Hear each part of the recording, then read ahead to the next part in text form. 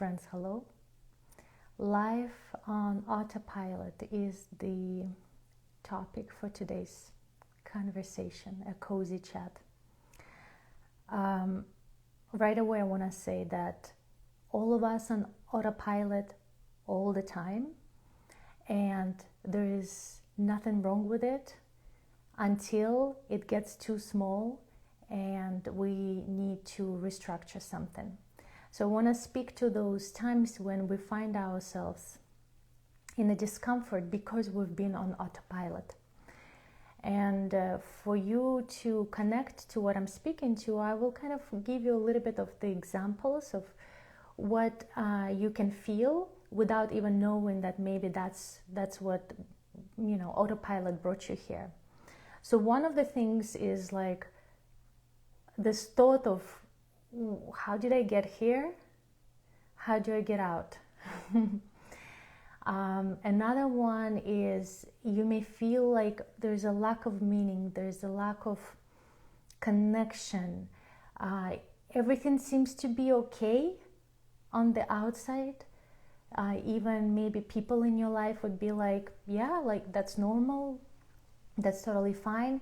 But you feel like something is not right here for me. And there was maybe of like a realization that you came to. For example, you had relationships where, with your partner for a long time, and now you started to feel like the way we speak to each other is not cool. So it was okay before, but now you're starting to realize, like, why is there so much guilt in our conversations? I don't want it to be like this. And so you're starting to feel that discomfort, but also not understanding how to get out of it. So yeah, those are the two things. It's like, how did I get here and how do I get out? And where am I? Like, what's going on over here? I think on the collective level, a lot of us are now finding out that we've been on an autopilot, because we look around and it's like, wait, what's going on? I thought the world was different, right? But the world was never different. It's just we weren't aware of that, what's starting to kind of transpire. And now is a good time to learn the skills and tools to learn to drive your life, right? To be more in control of things. So another thing that you may feel like you have the purpose, you feel like you have a meaning for this life, you have something that you care about with full heart and you want to achieve it. But then when it comes to your daily life, daily routine, when you look back to what happened during the day, it doesn't feel as meaningful. Like it doesn't feel as connected to your bigger purpose. Like the routine takes over and you just feel like, yes, it was all good, it was all needed what you did, but it doesn't make you feel like it's in alignment with that bigger purpose, right? So there is some sort of disconnect that you may feel. So let's go into it. Let's see how we can come out of the discomfort, how we can fix the situation. And right away, of course, I have to tell you that it's not an easy way out. And I think it's important for us to understand, because we're like so used to living in these conditions where everything is just like you want it, you get it so quickly, right? But I think one thing to understand, and the first awareness that we have to come to, is that the reason why you feel this way is because you've been on autopilot. And you've been going in the direction where everyone else was going. Like you didn't have a set direction that was coming from inside, that intention that was coming from inside. Like your GPS was bringing you to where everyone else was going, say in your environment or even ancestrally, right? So you didn't choose the address for the GPS. And also you weren't really driving. You were just kind of going with the flow like everyone else is doing. And like I already said, there is no judgment here. All of us are on autopilot in one way or another. And right now I'm talking for you, like not just to look at holistically your entire life is, not working out, but there may be an area in your life, like maybe you've awakened to like what's going on with my finances. Why do I have so much debt? Like what, like, and it's like really uncomfortable, right? Or like what's going on with my relationships, or what's going on with my career. And it could be very small, maybe it's even just like one person with whom you have some challenges, right? So like start zooming in and don't just think that your life is okay and then you don't need to listen to the talk. So recognize that where you are is a result of you being on autopilot, meaning you weren't the driver, you were just going with the flow of everyone else. And there is value in where you are right now. That's why it's not just an easy fix, like I say, it's not an easy to get out from this situation, but in the process of you turning around and finding your new direction, you're going to receive so much wisdom. And that's why it's important. That's why this situation, that as uncomfortable as it may be, and the time that it will take for you to get where you want to be, which is not a short time, is a valuable time, right? It's a valuable time, because nothing in this life is about the destination. Everything is about the process. The destination is one, we will all die. But the process of how we're going to die, right? Like this whole life is a dying process, but how are we dying? So the process is really important. And so take this turning around and the kind of tools that I will offer you to use and enjoy the process of turning around, turning your life around, to turning an area of your life around, receiving more wisdom, right? Don't just like wait until you're going to be there. Make the whole journey fun. I mean, I think that's the only way to do it, because we don't know how long we're going to live. But going back to the topics of you where you are because of the autopilot. So how do you get out? The two things you need to understand, right? The two things you need to kind of learn to deal with. One is you need to learn to drive, right? You need to learn to direct, to drive yourself. And another one, meaning making decisions. And another one, you need to understand where you're going, right? What is really meaningful for you? Where are you going? What's that on a deeper level that you're searching for, that you want to be? So I will uncover those two. How do we get to one? How do we get to another one? And all of it is practice, practice, practice. So the first one, when it comes to learning how to drive, right, and being able to make decisions along the way and just sort of like turn here, turn there, right, change the lanes, etc. You need to practice concentration.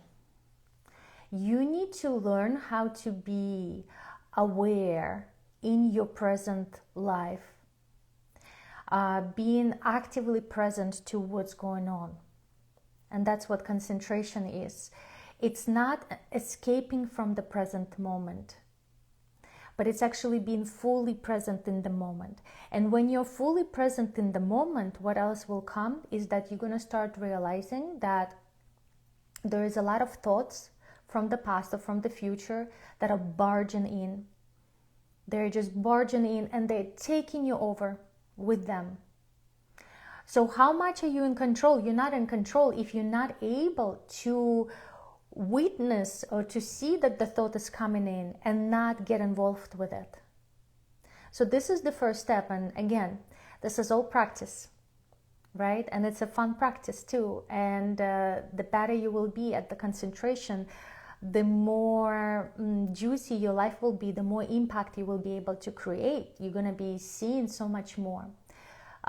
When it comes to concentration, this month at the Radiant Group, we do focus on that. So if you want to practice with us, welcome to the Radiant Group. But overall, it's that ability to first be present into the current life situation and literally like looking around yourself and noticing all the little details. That's one of the practices that we do. But also to notice when the thought comes in to take you out of the present moment. You need to be in control whether you want to go into the illusion into that imaginary world right now, or you don't. But you have to decide that. Most of the people don't make those decisions. When you're going to practice concentration, you're going to realize that you have so much more time, so much more psychic energy.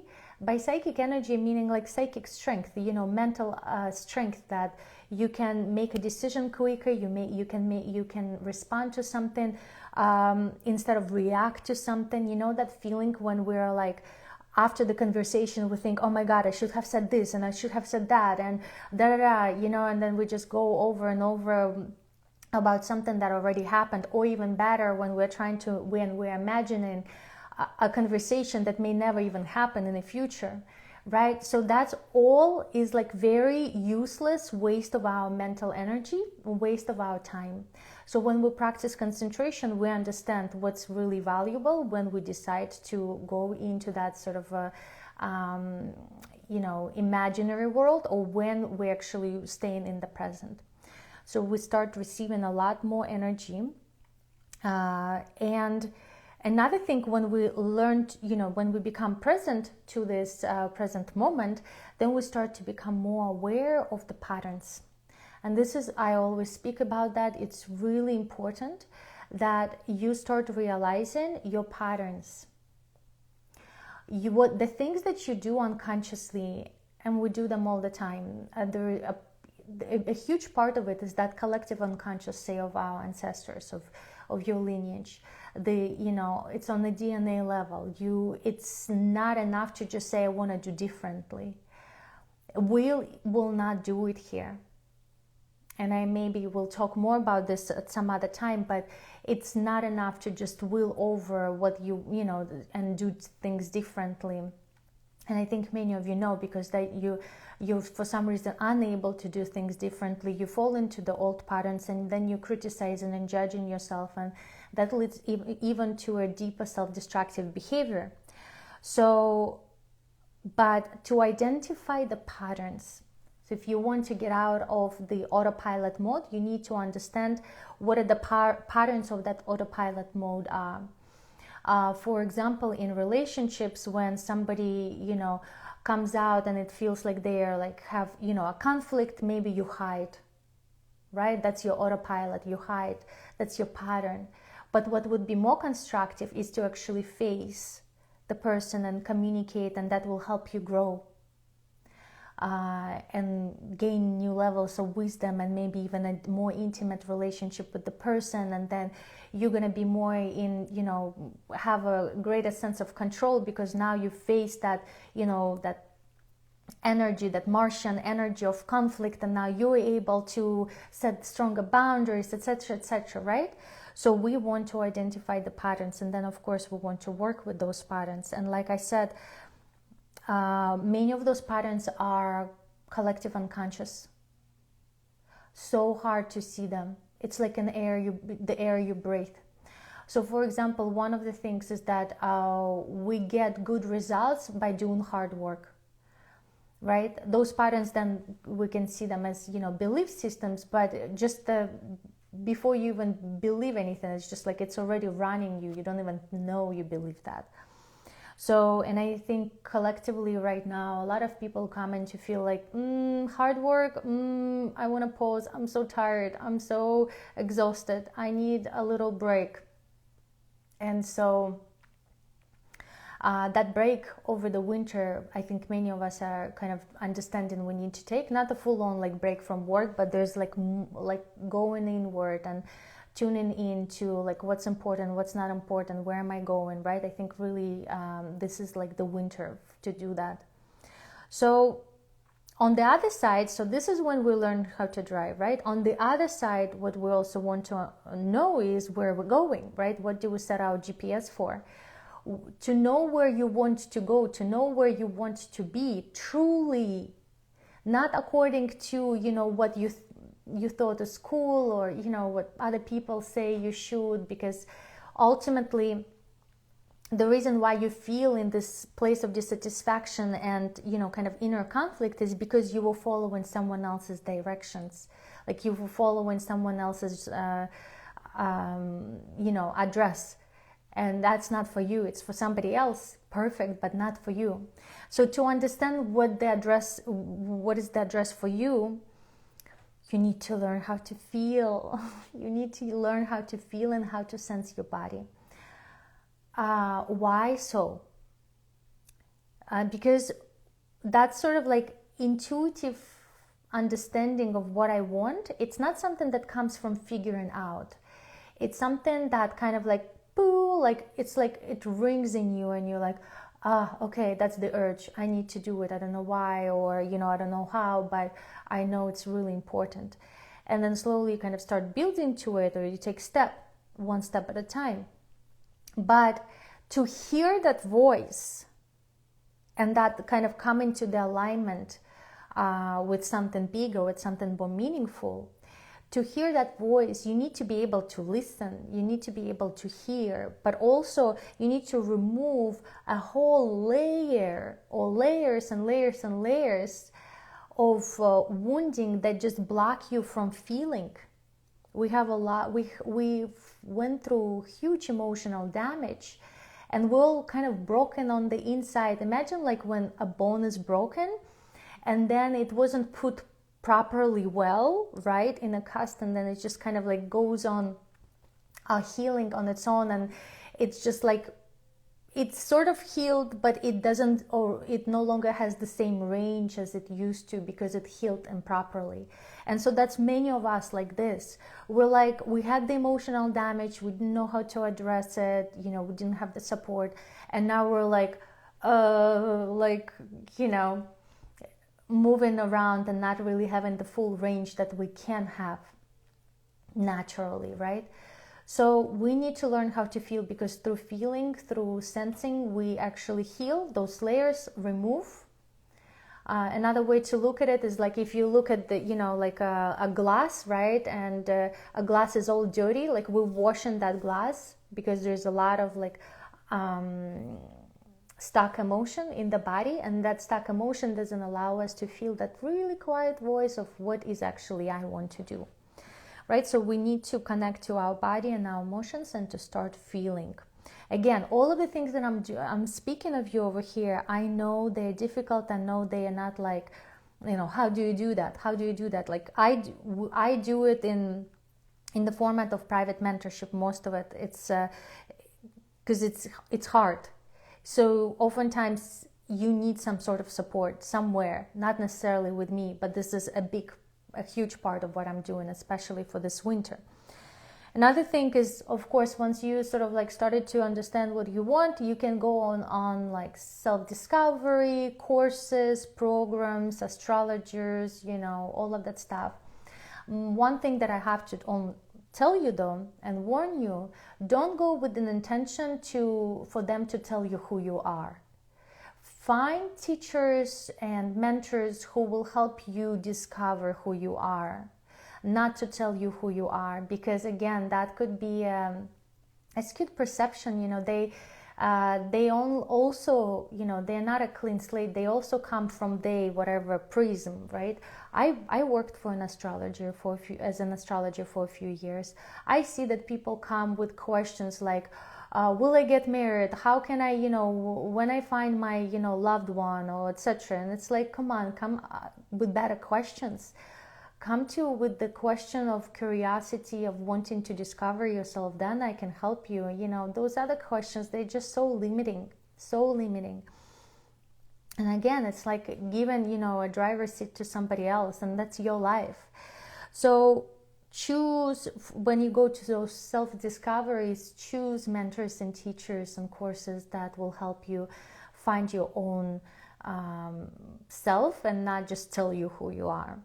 And of course, a huge part is you need to be reviewing your past. You need to be understanding your background, going back to your past, understanding who you are, like at your essence when you were a kid, and that will give you some clues of what you loved. And that's not necessarily like that's exactly what you have to do in life, but there is some there are some traits that maybe you have lost along the way, or maybe there are some traits that are so natural to you that you don't even realize that they are not natural for others, and you think like, oh, what is it, something not normal?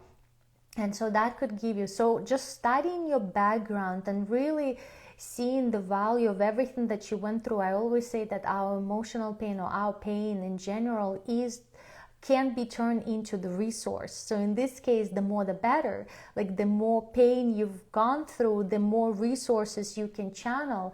And so many of us who are here on some big missions and want to create something really big, we chose circumstances where we were born and to experience a lot of pain.